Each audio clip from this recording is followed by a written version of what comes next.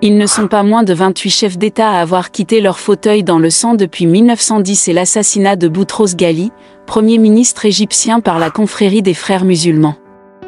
Parmi eux, des célébrités. Et d'autres, moins connus, comme le Nigérian Johnson Aguiyi-Ironsi, qui n'aura passé que la moitié d'une année au pouvoir. En moyenne, depuis les indépendances, quelques 6 chefs d'État sont assassinés par décennie. Soit un tous les 20 mois environ dans les années 1960, 1970 et 1990. Les décennies 1980 et 2000 sont marquées respectivement de 4 et de 3 assassinats. Parmi les victimes, certains ont occupé leurs fonctions pendant de longues années. Quelques-uns, en revanche, n'ont passé que quelques jours au pouvoir. Assurez-vous de suivre notre chaîne YouTube Gossip World afin de ne manquer aucune de nos prochaines vidéos. Merci. Numéro 10, Juvénal Habyarimana.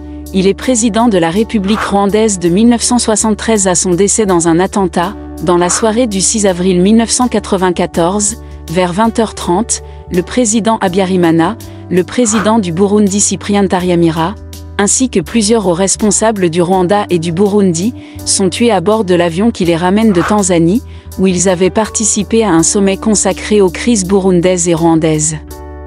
Leur Falcon 50 avait amorcé sa phase d'atterrissage sur l'aéroport de Kigali, lorsqu'il a été frappé par un tir de missile solaire. Le lendemain, les extrémistes Hutus ont éliminé les éléments modérés du gouvernement dont notamment la première ministre Agathe Uwilingiyimana, avant d'exterminer les populations civiles Tutsi ainsi que les Hutus qui s'opposaient au génocide. Numéro 9, Mouammar Kadhafi, est un militaire et homme d'État libyen. Le 20 octobre 2011, à 12h30, heure de Tripoli, le colonel Younous Al-Abdali, qui dirige les opérations militaires de soldats gouvernementaux dans l'est de Sirte, annonce la prise de la ville, après un mois de bataille. 45 minutes plus tard, le coordinateur des opérations militaires au sein du gouvernement libyen de transition, Abdelmajid Mlekta, annonce la capture de Mouammar Kadhafi et évoque des blessures graves. Mohamed Leït, un des commandants venus de Misrata, affirme qu'il a vu Kadhafi, que celui-ci a été arrêté, qu'il est gravement blessé mais qu'il respire encore. Numéro 8, Sylvanus Olympio, né d'un père et d'une mère tous les deux togolais, Sylvanus Olympio est mort dans la nuit du 12 au 13 janvier 1963. Il est d'abord attaqué le 12 à 23h devant son domicile par un commando de 6 hommes, puis est assassiné le lendemain matin à 7h15 devant l'ambassade des États-Unis à Lomé où il s'était réfugié. Selon Gilles-Christ Olympio, l'un des fils du défunt, c'est l'ambassadeur français Henri Mazoyer qui a prévenu l'ambassadeur américain Léon B. Poulada de la situation à l'ambassade américaine dans la nuit, vers 3h30. Ce dernier se serait rendu à son ambassade, y aurait retrouvé Sylvanus Olympio, et aurait prévenu son homologue français de la situation. À 7h15, 3 coups de feu sont entendus provenant de l'ambassade américaine où Sylvanus Olympio a été retrouvé assassiné. Numéro 7, Samuel Doe, il est à la tête du Libéria du 12 avril 1980 à sa mort, d'abord comme président du Conseil populaire de rédemption, 1980 à 1986, puis comme président de la République, 1986 à 1990, Doe est capturé par les troupes de Johnson dans le bureau du chef de l'ECOMOG, qui s'était déployé un mois avant. Il meurt sous la torture, les jambes mitraillées, les oreilles et les doigts coupés, il est exécuté d'une balle dans la tête. Son corps est ensuite exposé nu dans les rues de Monrovia. Numéro 6, Anwar el-Sadat, il exerce les fonctions de président de la République de l'Égypte de 1970 jusqu'à son assassinat, en 1981, dans la fusillade qui s'ensuit, 7 personnes sont tuées, dont l'ambassadeur de Cuba et un évêque copte orthodoxe, et 28 sont blessés. Sadat est aérotransporté dans un hôpital militaire où 11 médecins l'opèrent. Il est déclaré mort 2 heures après son arrivée à l'hôpital. Le vice-président Hosni Moubarak, qui a été blessé à la main durant l'attaque, lui succède. Un nombre record de dignitaires du monde entier se rendent aux funérailles de Sadat, incluant notamment les 3 anciens présidents américains Gerald Ford, Jimmy Carter et Richard Nixon. Numéro 5, Melchior Dadaye, est un homme d'État burundais appartenant au groupe ethnique des Hutus. premier président démocratiquement élu au Burundi, investi le 10 juillet 1993, il est assassiné après 102 jours de pouvoir. Melchior Ndadaye est assassiné au cours d'un coup d'État sanglant dans la nuit du 20 au 21 octobre 1993. À l'aube de cette journée, des soldats attaquent le palais présidentiel, d'où Ndadaye arrive à s'enfuir.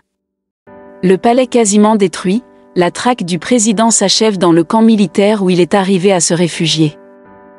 Numéro 4, Johnson Aguiyi-Ironsi, Major général Johnson Thomas Umunakwe Aguiyi-Ironsi, né le 3 mars 1924, à Umuahia et mort le 29 juillet 1966 à Lalupon, dans l'état d'Oygreko, est un homme d'État nigérian. Il a dirigé le Nigeria du 16 janvier 1966 jusqu'à ce qu'il soit renversé et assassiné par des rebelles le 29 juillet 1966. Numéro 3, Ahmed Abdallah, le 12 juin 1919, mort le 26 novembre 1989, est un homme d'affaires et homme politique comorien, longtemps membre du Parlement français, Sénat. Ensuite chef de l'État comorien à plusieurs reprises, c'est au moment où de vives tensions opposent Ahmed Abdallah et Bob Denard que, le 26 novembre 1989, Abdallah meurt d'une rafale de pistolets mitrailleurs en présence de Denard. Le lendemain de sa mort, le 27 novembre 1989, Saïd Mohamed Johar prend la tête d'un gouvernement provisoire. Numéro 2, Laurent Désiré Kabila, est un homme d'État congolais. Il est président de la République démocratique du Congo de mai 1997 jusqu'à son assassinat en janvier 2001, alors qu'il se trouve isolé politiquement et diplomatiquement. Laurent Désiré Kabila est abattu dans des circonstances non encore éclaircies, au début de l'après-midi du 16 janvier 2001, soit 40 ans jour pour jour après l'assassinat de Patrice Lumumba, dans sa résidence, le Palais de Marbre, à Kinshasa, par un ancien enfant soldat devenu membre de sa garde, Rachidi Mizele, qui est abattu sur place quelques instants plus tard par l'aide de camp Edi Kapende. Dans ces affaires, on trouvera une missive signée de l'attaché militaire de l'ambassade américaine de l'époque, en cas de problème. Contactez ce numéro 1, Thomas Sankara, né le 21 décembre 1949 à Yako et mort assassiné le 15 octobre 1987 à Ouagadougou, Burkina Faso, est un homme d'État voltaïque, puis burkinabé, chef de l'État de la République de Haute-Volta, rebaptisé Burkina Faso, de 1983 à 1987. Il est assassiné sur ordre de Blaise Compaoré, lequel prend le pouvoir le 15 octobre 1987 et est condamné à perpétuité en 2022 pour ce meurtre. Le souvenir de Sankara reste vivace dans la jeunesse burkinabé mais aussi plus généralement en Afrique, qui en a fait une icône, un Che Guevara africain, aux côtés notamment de Patrice Lumumba. Merci d'avoir suivi la vidéo jusqu'à la fin. Surtout n'oubliez pas de laisser un j'aime, un commentaire et encore plus n'oubliez pas de vous abonner pour ne rien manquer sur toutes nos prochaines publications.